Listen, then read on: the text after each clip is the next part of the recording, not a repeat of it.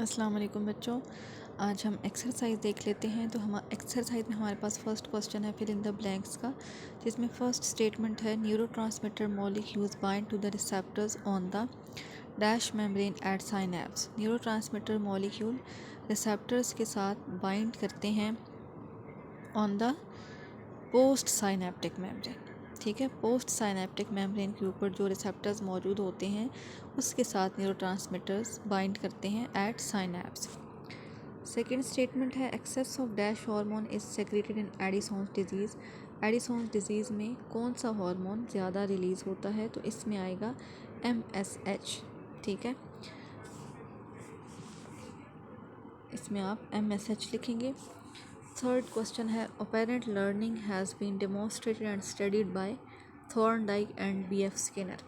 ठीक है, इसमें थॉर्नडाइक एंड BF स्किनर आएगा। ये साइंटिस्ट के नेम हैं। चूँकि ये आपने जब ये टॉपिक नहीं पढ़ा हुआ टाइप्स ऑफ लर्निंग बिहेवियर का, तो इसमें भी ये आपका मिस हो गया, लेकिन ये फिर आप लिख लीजिएगा Thorndike and BF Skinner. Operant conditioning और condition reflex type 2 page number 84 पे ये टॉपिक है। तो इसमें आपको ये साइंटिस्ट का नाम मिल जाएगा, थॉर्नडाइक एंड BF स्किनर नाम है। फोर्थ स्टेटमेंट है dash are plant hormones which delay the life of fresh leaf crops. तो इसमें आएगा साइटोकाइनिन। साइटोकाइनिन वो हार्मोन्स हैं जो कि फ्रेश लीफ क्रॉप्स की लाइफ में इसको डिले करते हैं। फिफ्थ स्टेटमेंट है all membranes of neurons have very active dash and dash pumps. Neurons की तमाम मेम्ब्रेन्स के अंदर कौन से एक्टिव पम्प्स पाए जाते हैं? तो इसमें आएगा सोडियम एंड पोटाशियम पम्प्स। ठीक है, फर्स्ट ब्लैंक में आएगा सोडियम और सेकंड में आएगा पोटाशियम पम्प्स। क्वेश्चन नंबर 2 है ट्रू फॉल्स का, और अगर स्टेटमेंट फॉल्स होगी तो आपने इसे करेक्ट भी करना है।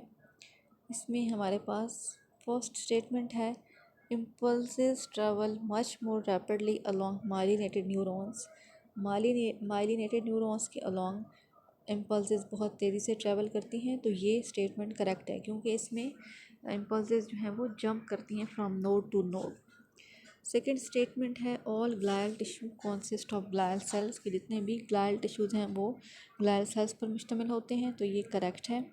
थर्ड स्टेटमेंट है saltatory conduction is carried out by those nerve fibres that have nodes of Ranvier. Saltatory conduction mean जिसमें जो इम्पल्सेस हैं वो नोड टू नोड जंप करती हैं, उसको साल्टेटरी कंडक्शन कहते हैं।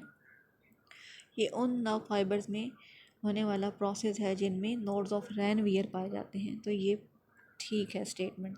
नोड जहाँ पे माइलिन शीथ जो है ये मौजूद नहीं होती, उस नोड को हम नोड ऑफ रैनवियर कहते हैं। जहाँ पे जो चार्जेस हैं वो रिवर्स हो सकते हैं, जहाँ पे इम्पल्स जनरेट हो सकती है, उसको हम नोड ऑफ रैनवियर कहते हैं।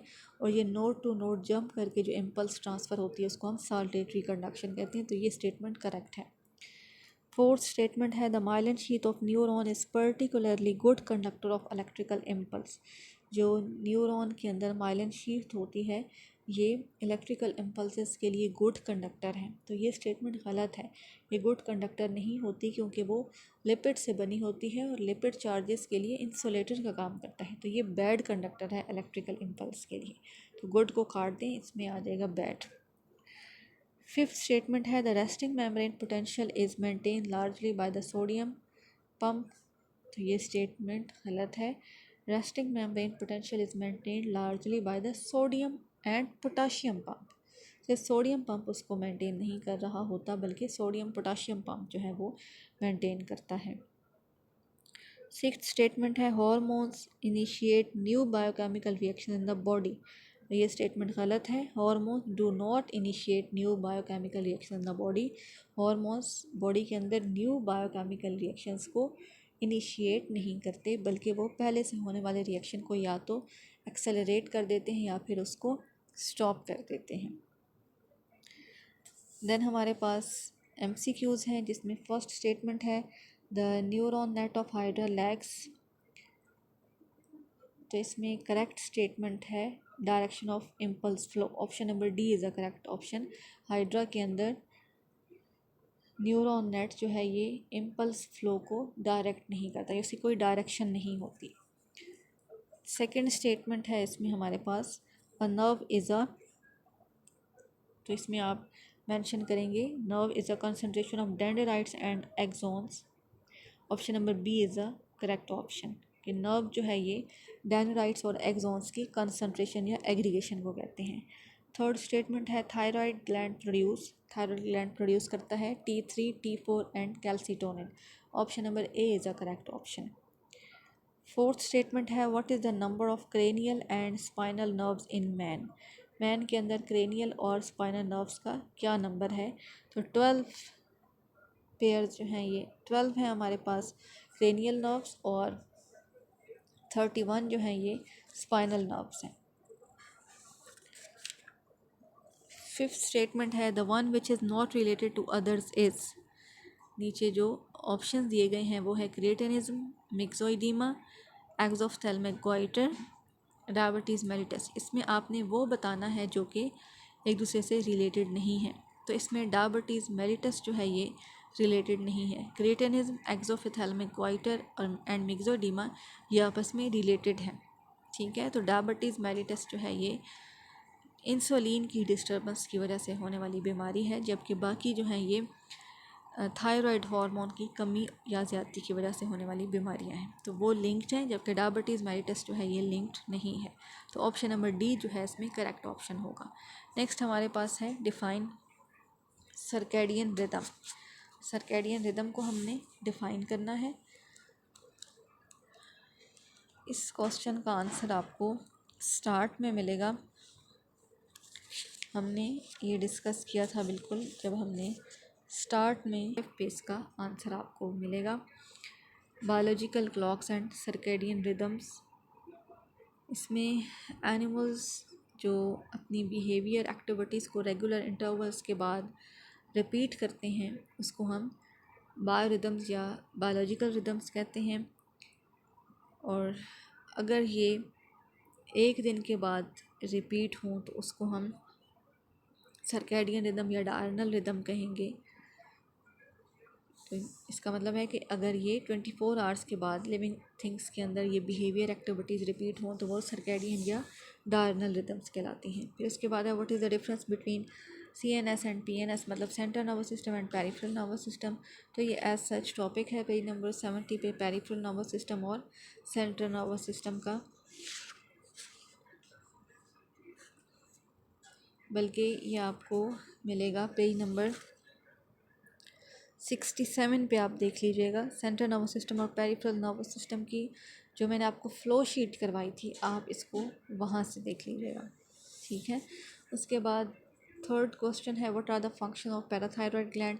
अब पैराथायरॉयड ग्लैंड के जो फंक्शन हैं ये आपको केमिकल कोऑर्डिनेशन में ये मिलेगा, और इसमें आपको जो भी फंक्शन बताए गए हैं, कैल्शियम की लेवल को ये मेंटेन करने में हेल्प करता है by producing hormone which is known as parathormone. तो ये आपको पेज नंबर 75 पे पैराथायराइड वाला टॉपिक मिल जाएगा, वहाँ पे इसको देख लीजिएगा। इसके बाद है fourth question define the term hormone. ये आपको पेज नंबर 72 पे मिलेगा। हार्मोन्स जो है ये ऑर्गेनिक कंपाउंड्स होते हैं और ये टारगेट टिश्यूज़ पे इफ़ेक्ट करते हैं। ब्लड के ज़रिए ये अपने टारगेट टिश्यू तक पहुंचते हैं, ब्लड इनको ट्रांसपोर्ट करता है और ये टारगेट सेल्स को इफ़ेक्ट करते हैं, लेकिन ये किसी भी बायोकेमिकल रिएक्शन को इनिशिएट नहीं कर सकते। ये पहले से होने वाले रिएक्शन को या एक्सेलरेट करते हैं या उसको इनहिबिट करते हैं। ठीक है, तो ये चीज़ आपने इसमें मेंशन करनी है। फिफ्थ क्वेश्चन है what are the commercial application of oxygens. Oxygens की कमर्शियल एप्लीकेशन आपने बतानी है। ये आपको बिल्कुल स्टार्ट में टॉपिक मिलेगा पेज नंबर 56 पे। ठीक है, कमर्शियल एप्लीकेशन जो हैं ये बताई गई हैं, वो आप देख लीजिएगा। जो इसमें ग्रीन सा बॉक्स बना हुआ है वो भी देख लीजिएगा, वो कमर्शियल एप्लीकेशन में ही आ जाएगा। सिक्स्थ क्वेश्चन है list different types of tropism. तो ये वाला जो क्वेश्चन है इसका आंसर आपको जब हम इस इस चैप्टर से पिछले वाला चैप्टर पढ़ेंगे तो उसमें आपको मिल जाएगा, मतलब चैप्टर नंबर 16 में, ठीक है। तो वहाँ से आप देख लीजिएगा। 7 क्वेश्चन जो है ये आपके पास है। Right a note on Alzheimer disease. Alzheimer disease जो है ये पेज नंबर 71 पे आपको मिलेगी। इसमें ब्रेन फंक्शन जो है ये डिक्लाइन हो जाता है, मेमोरी लॉस इसमें स्टार्ट हो जाता है। तो ये जो है ये आप पेज नंबर 71 पे इसको मज़ीद इसकी डिटेल जो है वो देख लीजिएगा। एक्सटेंसिव क्वेश्चन में हमारे पास फर्स्ट क्वेश्चन है, describe different types of learning behaviour. चूँकि हमने ये स्मार्ट सिलेबस के अकॉर्डिंगली ये नहीं था तो हमने इसको स्किप कर दिया, तो ये क्वेश्चन भी आप छोड़ दीजिएगा। सेकंड क्वेश्चन है, describe in detail the role of adrenal glands. आपने एड्रिनल ग्लैंड का रोल जो है वो डिटेल में बताना है। तो ये सच आपके पास एड्रिनल ग्लैंड का टॉपिक है, ये आप वहाँ से देख लीजिएगा। ये आपको मिलेगा पेज नंबर 76 पे। 76 पे इसका आंसर है, ये आप वहाँ से देख लीजिएगा। इसमें adrenaline and nor adrenaline hormones भी आ जाएंगे और कॉर्टिकल हार्मोन्स भी आ जाएंगे, ठीक है। उसके बाद हमारे पास नेक्स्ट क्वेश्चन है, define nerve impulse, explain the mechanism involve by labelled diagram. आपने नर्व इम्पल्स को डिफ़ाइन करना है, ये आपको पेज नंबर 62 पे मिलेगा।